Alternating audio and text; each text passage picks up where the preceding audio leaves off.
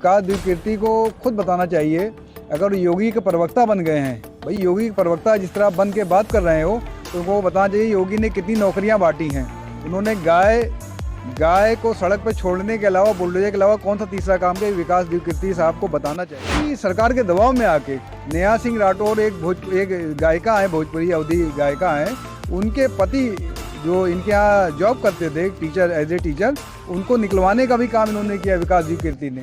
द्विकीर्ति अगर देखा जाए ना शिक्षक हैं वो, ना वो एजेंट हैं, वो एक व्यापारी हैं। उनके यहाँ आप चले जाइए अपने बच्चों को लेके, कितनी फीस है ज़रा मालूम कर लीजिए, फिर पूछिए कि वो शिक्षक हैं कि क्या है। वो 2.5 लाख 3 लाख जो एक बच्चे से चार्ज कर रहा है फीस, वो अपने शिक्षक बता रहा है। वो उद्योगपति हैं, उन्होंने प्राइवेट लिमिटेड कंपनी खोल रखी है।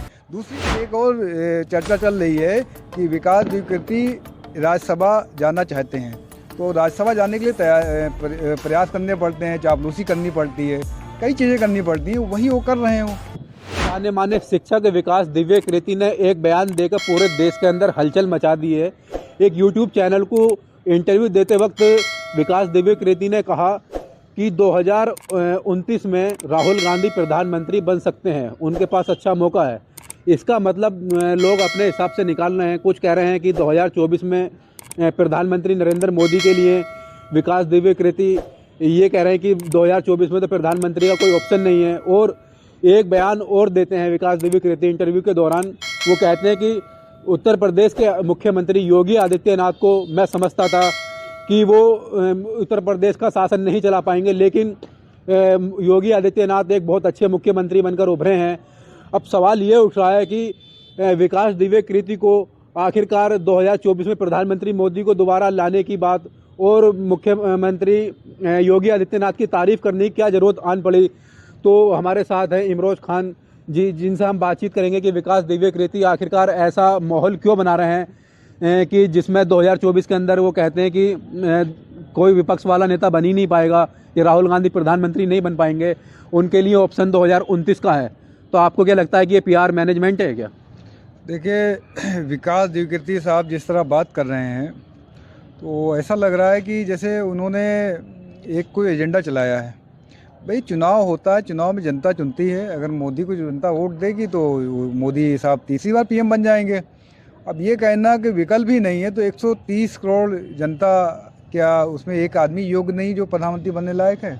इतने विपक्ष के नेता क्या योग्य नहीं है बनने के लायक हैं? अब विकास द्विकीर्ति को खुद बताना चाहिए। अगर योगी के प्रवक्ता बन गए हैं, भाई योगी के प्रवक्ता जिस तरह बन के बात कर रहे हो, तो उनको बताना चाहिए योगी ने कितनी नौकरियां बांटी हैं। उन्होंने गाय को सड़क पर छोड़ने के अलावा, बुलडोजर के अलावा कौन सा तीसरा काम किया, विकास द्विकीर्ति साहब को बताना चाहिए। हाँ, एक काम उन्होंने किया है, दृष्टि IAS को यहाँ पर चारबाग के पास एक बहुत प्राइम लोकेशन पे जगह दे दी है, ठीक है ना। दूसरा, उन्होंने योगी सरकार के दबाव में आके नेहा सिंह राठौर एक गायिका हैं, भोजपुरी अवधी गायिका हैं, उनके पति जो इनके यहाँ जॉब करते थे टीचर, एज ए टीचर, उनको निकलवाने का भी काम इन्होंने किया विकास द्विकीर्ति ने। तो विकास द्विकीर्ति को पहले अपनी विचारधारा को स्पष्ट करना चाहिए। एजेंडा को क्लियर करते तो अच्छी बात है, लेकिन जिस तरह हिडन एजेंडे चल रहे हैं, वो मुझे लगता है कि उन्होंने एक शिक्षक का जो होता है एक सम्मान, तो वो सम्मान भी खो दिया उन्होंने। जिस तरह देश के अंदर सोशल मीडिया पर चर्चा चल रही है कि विकास द्विकीर्ति भाजपा के छुपे हुए एजेंट है, तो आपको क्या लगता है ये चर्चा में कितना दम है इस चर्चा में? विकास द्विकीर्ति अगर देखा जाए ना शिक्षक हैं वो, ना वो एजेंट हैं, वो एक व्यापारी हैं। उनके यहाँ आप चले जाइए अपने बच्चों को लेके, कितनी फीस है ज़रा मालूम कर लीजिए, फिर पूछिए कि वो शिक्षक हैं कि क्या है। वो 2.5 लाख 3 लाख जो एक बच्चे से चार्ज कर रहा है फीस, वो अपने शिक्षक बता रहा है। वो उद्योगपति हैं, उन्होंने प्राइवेट लिमिटेड कंपनी खोल रखी है। दूसरी बात ये है, जो व्यापारी का जो नेचर होता है, उसका नेचर होता है कुछ फ़ायदा लेना। उनको फ़ायदा मिल रहा है। बता रहे हैं कि जो यहाँ पर उनकी कृपा दृष्टि जब सरकार की बनी हुई है, यहाँ पर एक और चर्चा चल रही है कि विकास द्विकीर्ति राज्यसभा जाना चाहते हैं, तो राज्यसभा जाने के लिए प्रयास करने पड़ते हैं, चापलूसी करनी पड़ती है, कई चीज़ें करनी पड़ती हैं, वही वो कर रहे हो। अच्छा, ये बताइए, जैसे विकास द्विकीर्ति ने कहा है कि राहुल गांधी 2029 में विकल्प हो सकते हैं, तो इसका क्या मतलब समझा जाए कि 2024 में नरेंद्र मोदी का कोई विकल्प नहीं है? क्या विपक्ष इतना कमज़ोर हो चुका है कि वो नरेंद्र मोदी के सामने टिक नहीं पाएगा?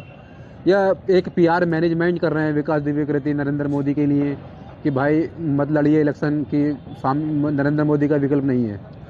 नहीं, ये विकास द्विकृति को कैसे मालूम 2029 में राहुल गांधी विकल्प बन जाएंगे? भाई आज नहीं बने तो हो सकता कल भी नहीं बने, ये भी तो हो सकता है। या तो भविष्यवाणी कर रहे हैं, कोई ज्योतिषी बन गए हैं वो। देखिए क्या होता है, विपक्ष की पार्टी का वो लड़ना होता है चुनाव का, ठीक है। अब या तो उनके हिसाब से बात मान के वो अपना झंडा बिल्ला बंद कर दें और घर बैठ जाएं कि मोदी चुनाव लड़ें, खाली अकेले जीत जाएं। और देखिए जब कोई क्रिकेट मैच भी होता है, बांग्लादेश का भी इंडिया से मैच, तो बांग्लादेश प्रयास करता है, विपक्ष कमजोर है तो प्रयास कर रहा है वो, और जनता को वोट देना है। विकास द्विकृति को ये समझना चाहिए, आप जनता को प्रभावित कर रहे हैं अपने बयान देके। आपका एक जो है ब्रांड वैल्यू है, तो उसका उपयोग करके आप मोदी को फ़ायदा पहुंचा रहे हैं और विपक्ष को गिरा रहे हैं। तो ये जो मैनेजमेंट हो रहा है, इस मैनेजमेंट का अगर आप हिस्सा हैं तो आपको माना जाएगा कि आप बीजेपी के एक टीम बन के पार्ट टीम बन के काम कर रहे हैं। एक सवाल और उठ रहा है कि कुछ लोग कह रहे हैं कि 2023 में जो लास्ट महीना चल रहा है लगभग, तो उसमें विकास द्विवेकृति भाजपा के लिए फील्डिंग कर रहे हैं, ये कहकर कि 2029 में राहुल गांधी विकल्प हो सकते हैं। कहीं ऐसा तो नहीं कि 2028 के दिसंबर महीने में ये कहने लगे कि 2034 में राहुल गांधी विकल्प हो सकते हैं, इस बार तो बाबा योगी आदित्यनाथ प्रधानमंत्री बनेंगे? ये तो एक PR मैनेजमेंट है ऐसे लोगों का, ये सोशल मीडिया पर चर्चा चल रही है। देखिए ऐसा है कि जिसको अपने फ़ायदा देखना होता है तो अपना देखेगा फ़ायदा। 2028 में उनको लगेगा कांग्रेस पार्टी सत्ता में आ रही है, उनको लग जाए अभी 2024 में कि कांग्रेस पार्टी, अभी चुनाव के नतीजे आ जाए 5 राज्यों को, कांग्रेस पार्टी सपोज कर लीजिए 5 विधानसभा जीत जाए, तो विकास द्विकृति मार्च में कहते हुए मिलेंगे राहुल गांधी बहुत अच्छे नेता हैं और राहुल गांधी को PM बनना चाहिए, एक विकल्प है वो। तो ये तो हर दूसरे तीसरे दिन अपने बयान बदलते रहते हैं। बाकी इनको एक कैरेक्टर अपना एक डिफ़ाइन करना था उस मोमेंट में जब नेहा सिंह राठौर के पति को इन्होंने निकाला था। अगर वो निकालते नहीं, सरकारी दबाव के बाद भी नोएडा के सेंटर को बंद करने की तो बात हुई थी, योगी सरकार के अधिकारियों ने नोएडा सेंटर बंद करने की धमकी दी थी, तो इनको दिल्ली सेंटर खोल लेना चाहिए था। लेकिन उससे इतना कितना इनका नाम होता, लोग इनको शख्सियत को सलाम करते, लेकिन इन्होंने क्या किया, सरेंडर कर दिया और हिमांशु को निकाल दिया, जो कि एक मतलब गलत एग्जाम्पल आपने खुद सेट किया ना। आप क्या बात करते हो कि IAS को ऐसा होना चाहिए वैसा होना चाहिए आप वीडियो में, जब आप खुद ही जो है सरकार के आगे झुक गए, चमचागिरी करने लगे, उसके एजेंडे क्या हो गए, तो आप किस तरह से आप अपने आप वैल्यू दिखा और उसकी बात करते हैं। दूसरी बात ये, तो इस शख्स की जो दृष्टि IAS पे आप जाके देखिए, आप जो इसने फीस रखी है उसको देख के आदमी जो है सोचेगा कि ये आदमी गरीबों की बात कर रहा है। अरे उस फीस को देके कोई अमीर ही बच्चा जाके तैयारी कर सकता है। तो जो आदमी शिक्षा को गरीबों से दूर कर रहा है वो आदमी कभी आइडियल नहीं हो सकता, वो एक एजेंट ही बनेगा, व्यापारी है वो, इसके अलावा कोई आदर्श पुरुष नहीं बन सकता है देश के लिए।